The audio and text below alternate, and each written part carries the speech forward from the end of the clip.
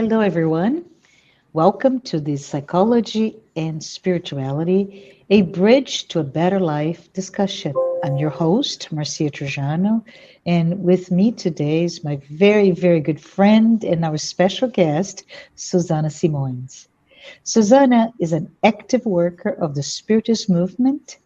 Dr. Simões spends her time between her professional work as a doctor of physical therapy, her family, and the work in the dissemination of Spiritism.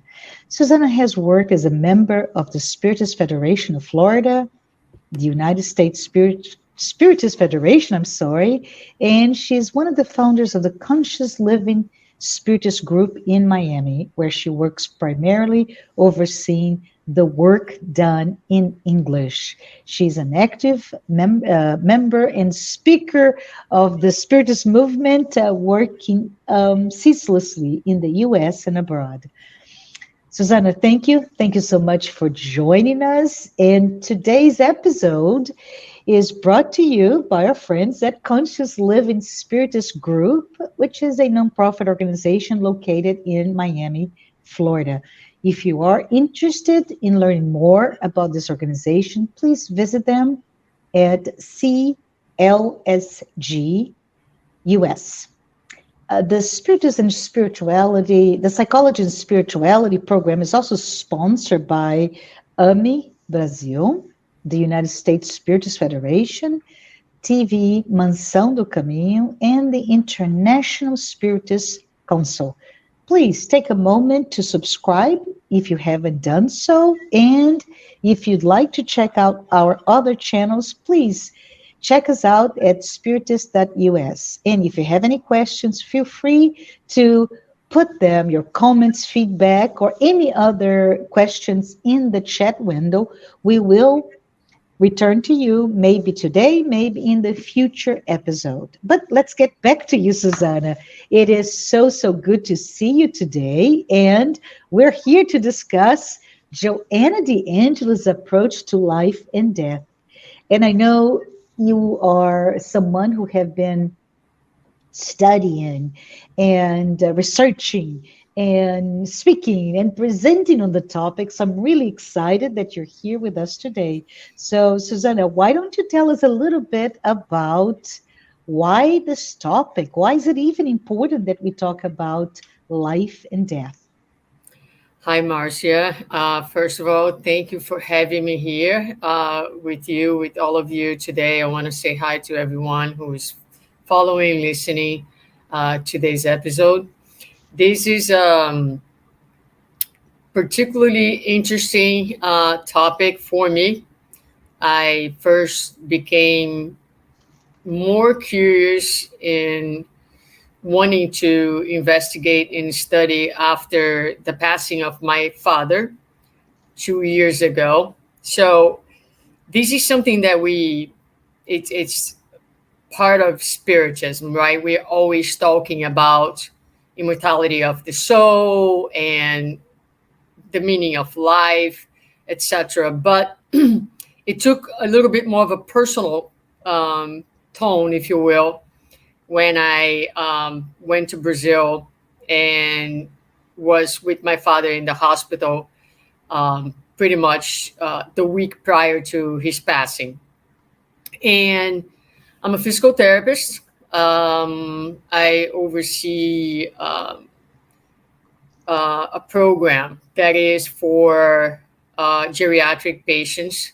Once they enroll in the program with us, their average length of lifetime is 2 years from that point on.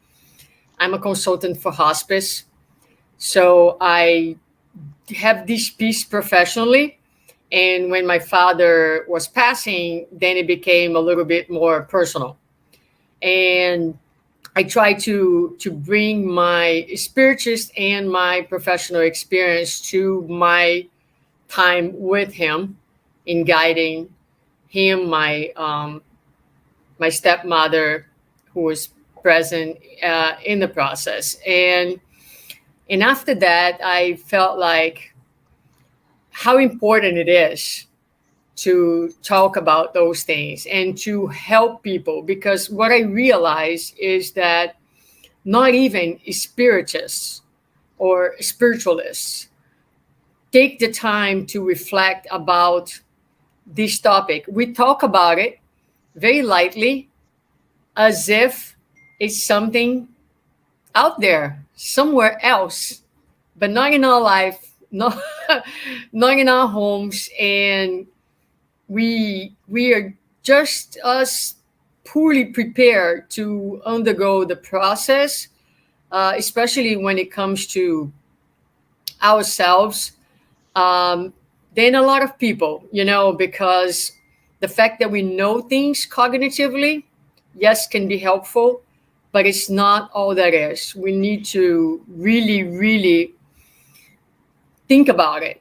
Yes, and I want to say, right, Susanna, just to add to the urgency and the importance of talking to the subject, we are at a juncture where the elderly, and by elderly I include myself because I just turned 60, but the population of 60 and above is predicted to be, in a few more years, in a couple of more decades, to be 30% of the population, and yet we're not equipped to really manage this new group of people that in my youth I would say, oh, my grandmother when she's so old with a cane, and I don't fit that image, right, Susanna? Yeah. I really don't at this point, yet I'm at the same age. So how do we manage the fact that there's so many of us are going to be 30% of the population?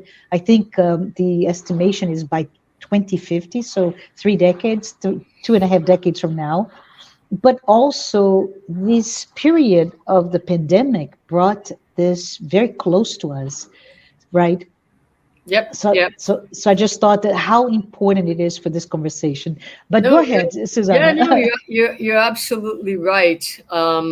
We are getting older, and with that, it's also what's also happening is the disablement period.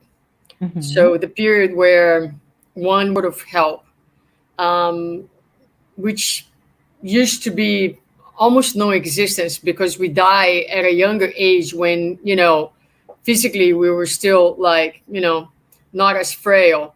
But now that we live until like, 104, 105, 106, I mean, this week we were celebrating one of my patients' 104 birthday. Next week I have one celebrating 106. Wow. So yeah, so as we live longer, we also gonna go through. Right now, it's about predicted about 2 years in the life of any of us.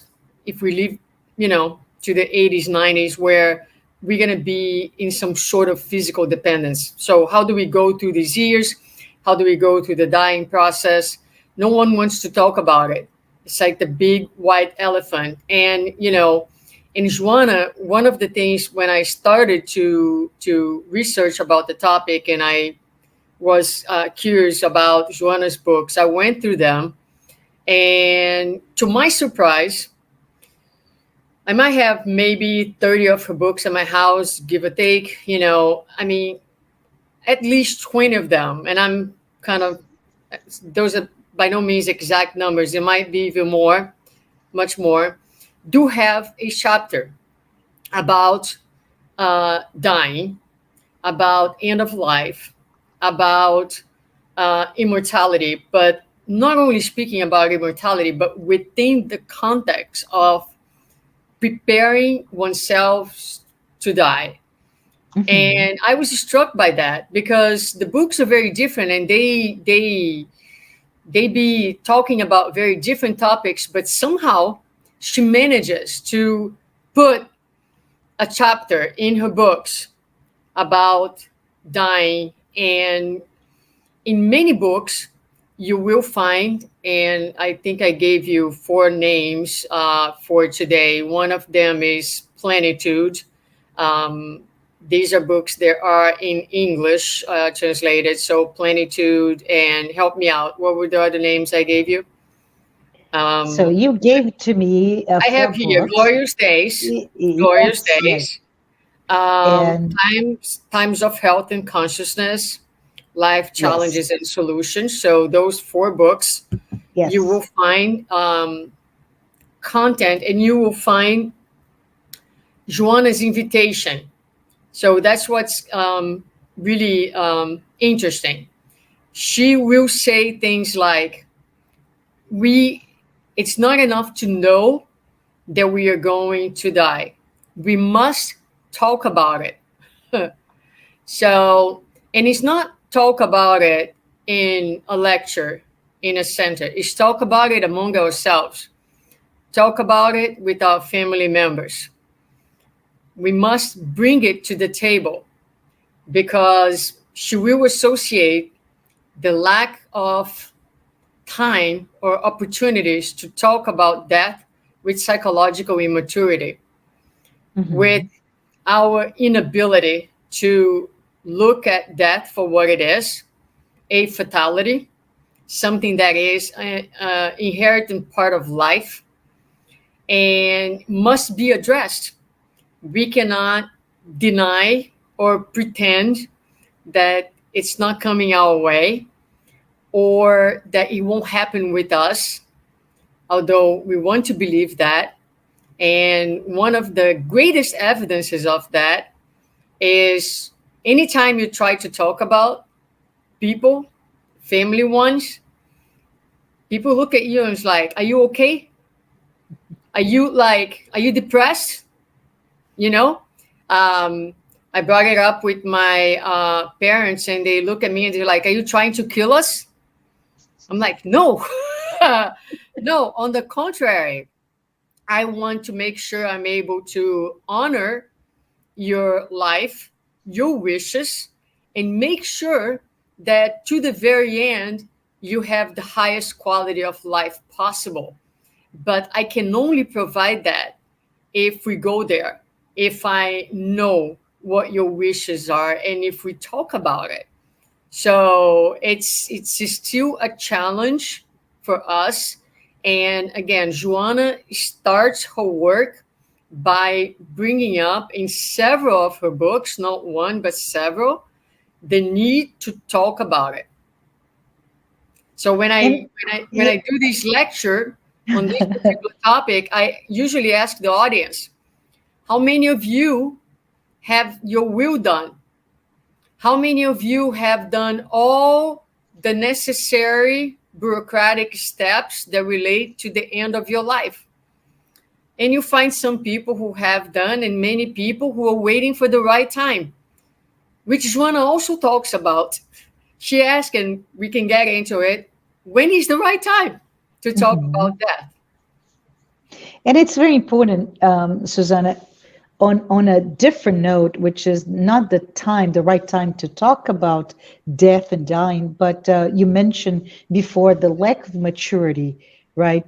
Psychological maturity to deal with the finality, this sense of ending of a cycle. And I think you mentioned when we talked before some of the root causes for that. Maybe when you have a chance, we can also talk about it, right? Why is it so difficult for us to address something that is a certainty the minute that we're born, right? Yeah, I mean, it's a certainty at the material level, but Mhm. we have one of the things, and that's another topic that she will address in her books, in again in many different ones, is the fear of death. What is Mhm. that related to? So it prevents some of us from talking. And you know, I can give you probably four reasons. One of that being um, just the our history. If you go back to the caveman, you know, someone would die and they would be like, what happened here? You know, no Mhm. understanding of what they were dealing with. I mean, another reason is, you know, our religious education um, over the course of many lifetimes with the idea of heaven and hell, of eternal punishment and things like that, that although we may not believe that anymore, but it's kind of in our psychic, and it's in the psychic of our culture. So cultural approaches to death, as well as she talks about culture. She talks about, and as well as fear of the final judgment, right? Or the judgment after death, of like, finding yourself stripped of the physical body and having to deal with your conscience and facing, because we cannot escape our conscience. It's with us. So that encounter is very frightening for many people. If we are carrying feelings, guilt, if we have conflicts, we're going to have to face all of this. When we are incarnated, we can push that away. We can put our attention to other things. We can pretend it's not there. But once you are outside of the physical body, it's harder to hide. And can I ask you to explain for those of us in the audience that do not know the term incarnated? Can you just talk a little bit about this cycle of life and death based on the reincarnationist theories? And maybe we can jump into, perhaps after that, into the idea of those archetypical inheritance that we bring, right? Because of and related to the cycle of life and life, not life, death, right? We also bring all of that. Mm-hmm. I like that, and I like to think of that as, when I talk about it, life with capital L and small l. So here, when we are incarnated, meaning when we are inside the physical body, right, we have our life with the small l, right? But that is just a small, very brief portion of our life with capital L, meaning we are always, always alive. We are either alive inside the physical body, incarnated, or we are alive outside of the physical body, discarnated. And the journey of the immortal spirit, from the moment it is created to the moment, ongoing, never ending moment of enlightenment, is made of journeys inside and outside of the physical body, so that the spirit in entering the physical body, it is as if it's sent out to a classroom, a special classroom, where the spirit will, in that very Montessorian environment, with all the stimulus that is proper for the spirit stage of evolution, it will be worked out in a way that the divine potentialities that lie within each one of us will blossom. And that is precisely what life is. Life is a journey. And the idea of life and death, according to Joanna, is just two different sides of the same expression. And it's not a dichotomy as we like to think, but it is a continuity. So that is how Joanna will present life to us. And that's how we understand incarnation and discarnation. And so we bring in in our spiritual body, which we call perispirit, or in spiritism, which is known as astral body in other traditions, the memories, the archive of our innumerous experiences inside and outside of the body. That's what Marcia was referring to. Did I? Yes, yes. Yes. Well, right. So we were talking about fear of death, and then all that we bring in, including perhaps atavistic types of religious concepts, right? You mentioned Yes. the heaven and hell, the less judgment, etc., etc. And among all those wrinkles, there's also maybe I heard you speak before, Suzana, the whole wrinkle of for us to incarnate, right? So again, the central idea is the immortality of the soul that you Hmm. talked about it, and also the sense of with the immortal soul there is reincarnations, right? You Right. live, you die, you live again. Hmm. And from that perspective, there is a beautiful concept that you brought from the spiritual author Emmanuel on the fact that in order for us to incarnate, you have to become quite attached or projected into the material self, your lowercase l for your life, right? Lowercase, right? Yes. And just getting back to what I was saying, then Mm-hmm. another idea is that once we incarnate, I like to think of it as God anchors us Mm-hmm. in the physical body by providing us with instincts that are necessary to help us in wanting to stay in this physical body.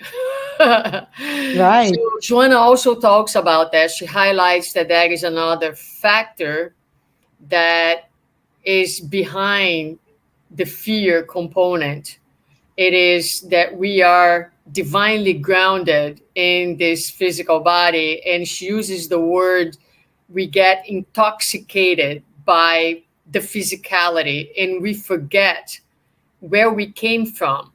So we have a few divine components that anchor us to the physical body, if you will. One of them is the instinct, the other one is the forgetfulness of the past.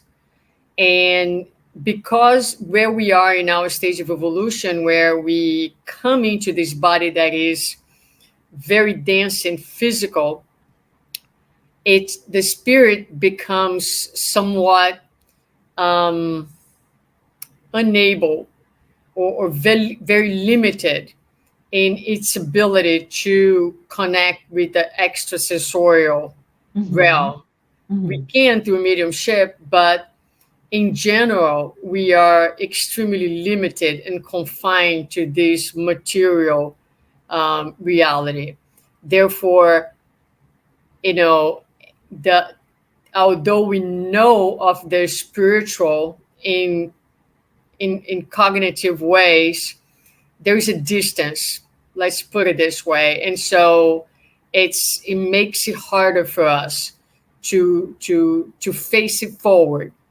And Uh, and there's another component, right, Susanna? I'm thinking out loud here that in this journey, and we're talking about the journey in this lifetime, which is constricted to the limits of birth and death of the physical body.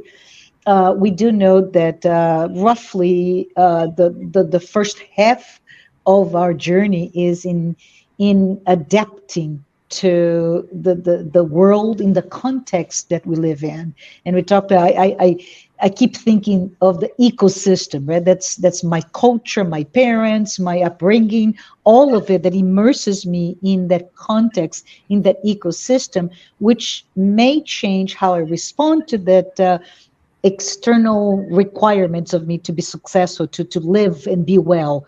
And that goes hand in hand with the generation and construction of your ego.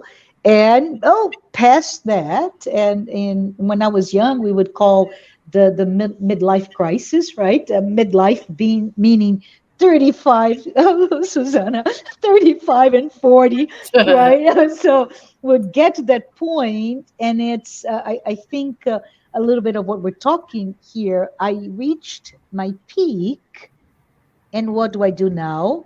And in today's society, right, Susanna, it's really we have a lot to do with how productive I am.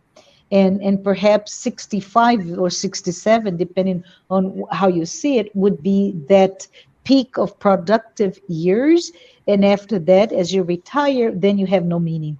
And I think it's very important when you talk about the aging, and you mentioned at least 2 years is predicted that you're going to be completely dependent on an outside Yeah, care, some dependence. right? Yeah. But there is also, psychologically speaking, the death of your ego, if you will, because that ego's usually very much reflecting a context, a material context for living. How many hours do we have to talk about this? Oh, we can talk about later. Yes. No, Yeah.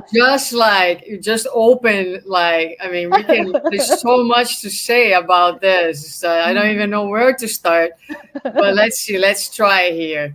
Um, yes, we the first phase of our life. It's all about the formation and the strengthening of the ego, because the ego is that psychic stance that will help us to manage life. And the ego works as the mediator, or the doorman in between the spirit, the self, and the world out there. So it's managing, and it's getting us to conquer outwards. So we are going towards conquering the world, defining who we are, growing professionally. Is a lot of outwards investment. It comes to a point where the body starts to become more frail. We are more physically unable. So I consider myself a young 53, but if I climb a tree today, I'll have to call 911 and ask the firefighters to come and get me out of the tree, because I no longer have the flexibility to climb down. I can climb up. I still have strength to climb up, but I can't climb down. So, and that's all good stuff, because Joanna also is going to talk about the the the richness and the blessings of every single phase of our lives, and the concessions that come with every single phase of our lives. So as the body becomes more frail and we become more or less able to do, then it opens a very significant window for us to be. So life becomes a little less about doing, so that we can focus on being.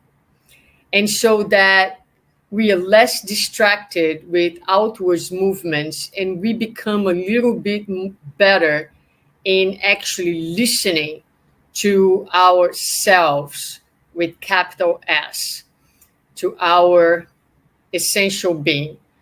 It's a time where we're going to start to questioning some of the values and some of the management of time, what's really important. And that is a very significant step, because as we are preparing to go back home, it's essential that we are as well prepared as possible to return to a reality that is no longer material. So it's important, it's essential that this time has an end. Joanna is going to talk. This is so important and so beautiful, because she really talks about it is precisely the finitude of the physical body, the limited time in a material body, that gives our lives its meaning. That if we can live each moment of our lives with awareness, and it hence the importance of talk about dying differently than what people think, that is disturbing. On the contrary, when you are consciously aware of the death of the physical body, it actually helps you to live the present moment more fully. and you are more alive in your own life each day, each moment, precisely because you are aware of the finitude of that experience, and it helps you to be able to zoom in what is really important and really matters in life. And Can I? so she talks a lot about that. She talks a lot about the role that death plays in helping us to be fully alive and in merging and in facilitating the connection and the communication between the ego and the self. Can I say something? And this is crazy, but I'm going to insert my professional life just as a metaphor to what you're saying, Yep. and you tell me if it makes sense, Suzana. And so, anyways, I'm a project manager, Yep. right? So, as you're talking about all that cyclical nature of our life and the need to have an end, sparked in my brain the idea that a project, to be able to manage a project, you have to have a goal. There is a Hmm. scope, there's a beginning and an end. No project will stay forever, it has a beginning and an end. And as project managers, you manage the right. You manage. You said Yes. that you're going to have, let's pretend in years, as the project would be our lives, right? Maybe you say 100, 106 of the person that you're going to celebrate the birthday this week, or 104 or 60. Doesn't matter. That is your project life cycle, and you work very, very closely to the execution of what you plan to happen, right? So this Right. is our lives. But what's interesting that you brought forth here, Susanna, was the fact that the project in itself, it doesn't matter. This is what I thought. It does not matter that you're able to execute on your project perfectly. What matters is what happens after the project is done. Meaning, you finish something because you want something else to happen. And that is the adoption of the benefits of that project. It doesn't matter. But for us, what comes to my mind is, why do we even live? Why do we even have to have this physical body? It is to a project to learn, to grow, so that the outcome is a better self. Does this make sense to you? Yes. Yes. So it's a succession of projects. That's what it comes down to. But yeah, I like the idea. I like the analogy. I also do a lot of projects. So knowing that there is a beginning and an end, right, helps you to focus on the journey in the middle, and that's what it gives meaning. I mean, that's what Joanna really talks about, is that without this beginning and end, it would be the time in between would be devoid of meaning. And so it gives us the meaning. And and and that's important because a lot of people live their lives without ever realizing what is the meaning of life. Right. Yeah. Yeah. Right. So and that creates the basis for a number of illnesses that we see in our society today, including depression, anxiety. And you were mentioning earlier about, the aging of society, and one of the most missed forms of depression is depression amongst geriatric population, which is very high, but often missed because we have associations with aging that the elderly is sad, is bitter, whatever that might be. And but a lot of times what there is underlying um, depression that actually starts and is very closely associated with retirement age, because it's when people are stripped from their ability to work, so to speak. And many of us, especially in our society here in the United States, have our values as human beings very, very attached to our ability to produce, to productivity, as Mm-hmm. opposed to you are a divine creature, whether you're doing something or not, you just are. Because once God created you, that's it. You are divine, whether you like it or not. But so yeah, so she does also talk a lot about aging, and because it is a challenging associated with death. She does talk a lot about illnesses and how to cope with them. And yes, so again, we are seeing a lot of challenges and a lot of mental health issues related to our inability and poor preparation for this phase of life.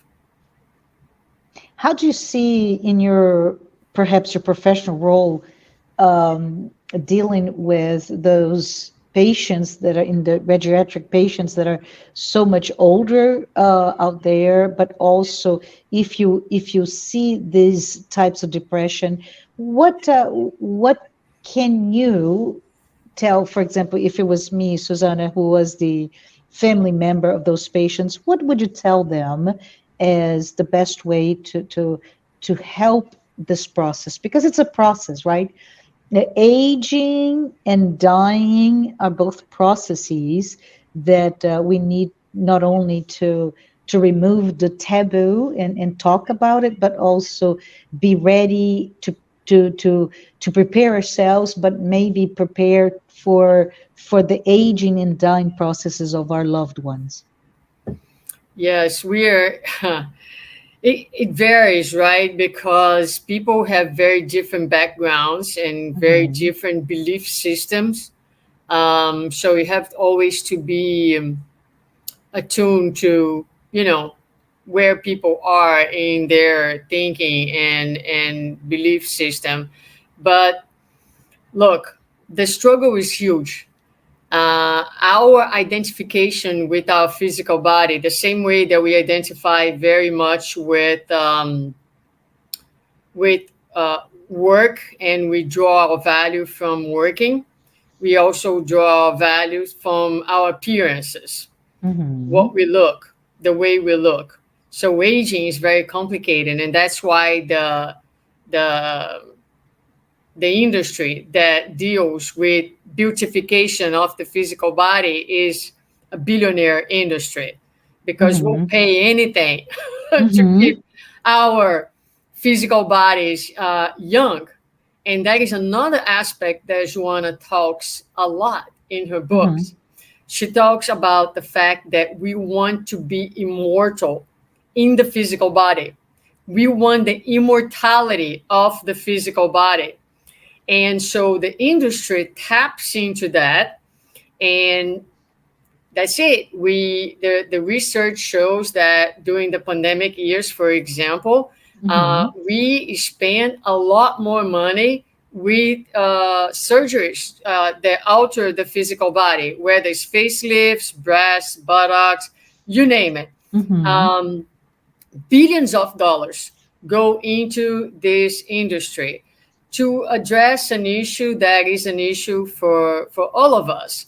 To some of us more, to some of us less. So, you may say, well, I did not alter my body with Botox or surgery, but yes, we dye our hairs. And it's at the very end of the day, it's all the same. We Mm-hmm. are attempting to stay young, and a lot of us will justify ourselves using the speech of self-care and self-love, which might very well be the case, but rarely the only case.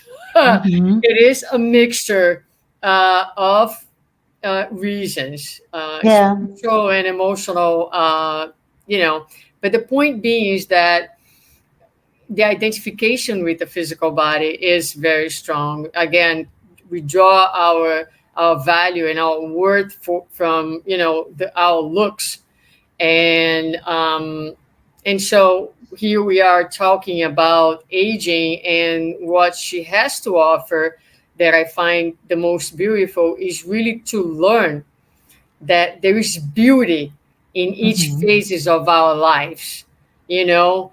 And the more that we not only understand, but that we feel that we are truly spirits, because it's not a cognitive understanding. We need to be talking about those things, reading, reflecting, exchanging ideas Right. every day a lot, so that this can no longer be just a theory, but become who we are, so that we can truly navigate through each phase, whether we are 20, 30, 40, 50, whatever, 90, about to die, understanding that each phase has its beauty, each phase has its gifts and blessings.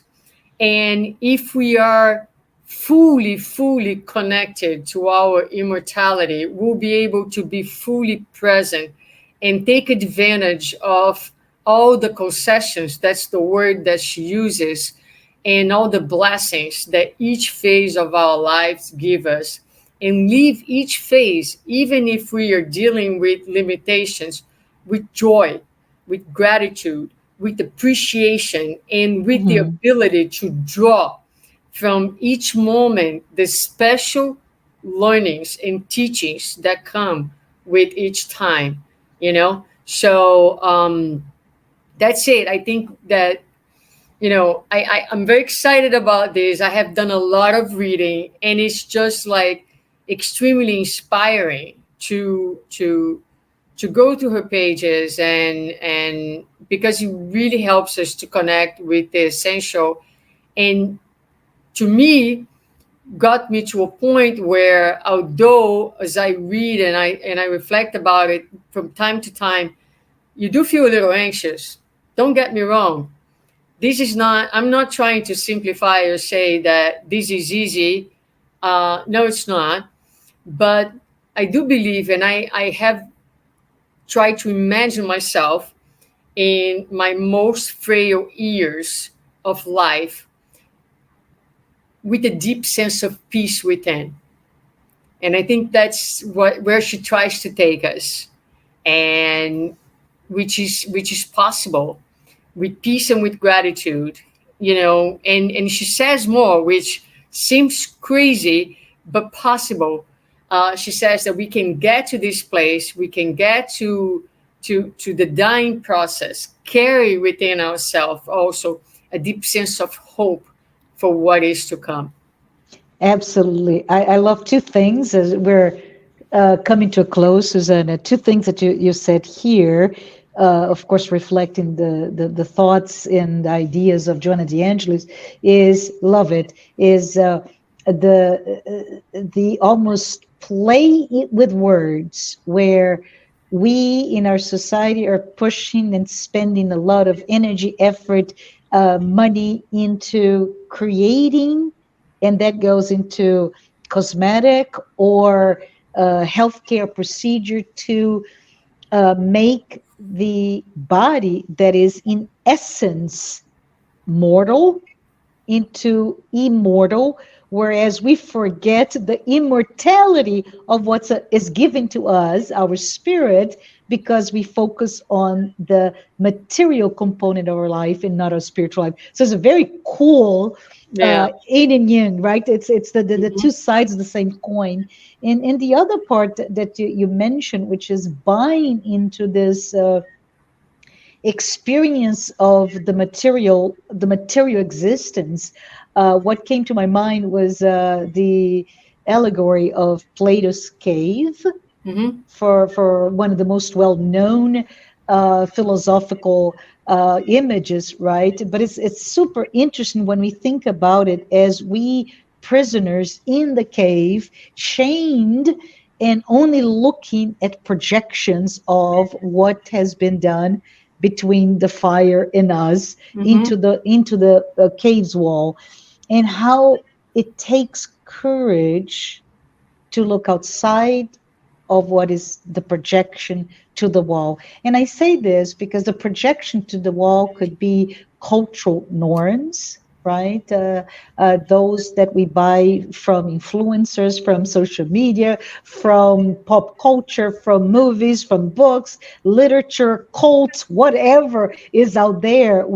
If we buy into that, but we don't dive deeply into what is that and what is the meaning to my immortal soul's growth, it is just an illusion.